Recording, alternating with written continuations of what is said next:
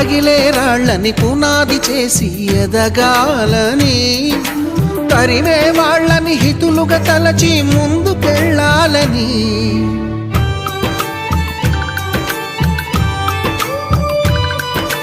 కన్నుల నీటిని కలల సాగుకై వాడుకోవాలని, కాల్చే నిప్పుని ప్రమిదగా మలచి కాంతి పంచాలని, గుండెతో ధైర్యం చెప్పెను, చూపుతో మార్గం చెప్పెను, అడుగుతో గమ్యం చెప్పెను. నేనున్నానని